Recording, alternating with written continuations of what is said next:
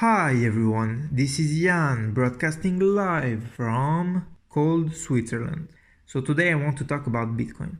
Is Bitcoin really censorship resistant? Bitcoin is just a distributed ledger, a database where we can keep track of how much value everyone has. If I want to transact with Bitcoin, I just have to broadcast my transaction to a miner, and if I pay the fee, the miner will include it. The miner doesn't care who I am, where I am from, what religion I follow. They don't care about documents that I have to provide. I just have to provide a fee. If I provide the fee, I can transact on this distributed ledger. And this is a very important aspect that money needs to have. We saw it in Ottawa, where people wanted to give money to support the protests for freedom that are taking place in Ottawa, and GoFundMe decided to ban those transactions and shut down the account of the truckers. The same thing happened with Give Send Go.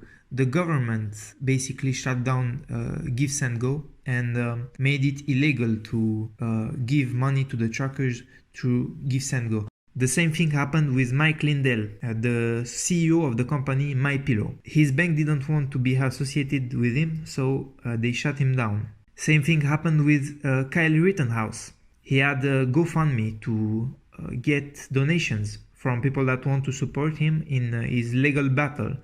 That was before he was convicted of anything. Of course, now he is innocent. And you may think this is a good thing because you're on the left and you don't really like the right, and I don't like the right either. I dislike the right and the left equally, let's say.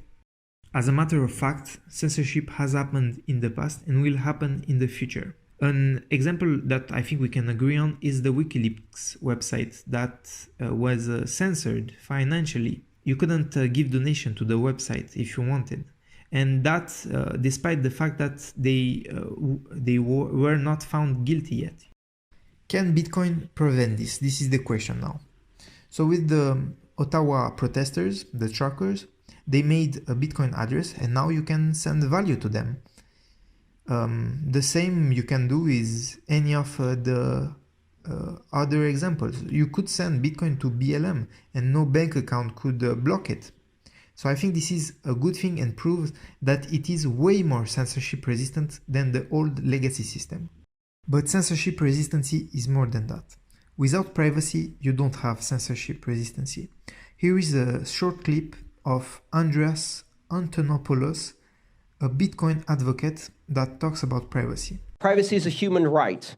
It is also the fountainhead for all of your other human rights. If you don't have privacy, you don't have freedom of expression, you don't have freedom of association, you don't have freedom of assembly.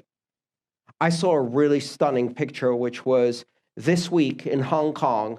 They're protesting against the extradition law that China is trying to pass so they can extradite dissidents to China and disappear them into the gulags. And so they're protesting really, really hard. But they learned. Last time they did protests, they used their subway cards to track who went to the protests. So this time they had lines of people lining up with masks on, so they can't do facial recognition in the stations, buying tickets with cash and using paper tickets that are untraceable. They learned an important lesson. Without financial privacy, you don't have political rights.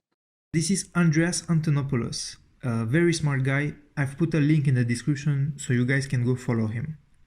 But this is the problem with Bitcoin.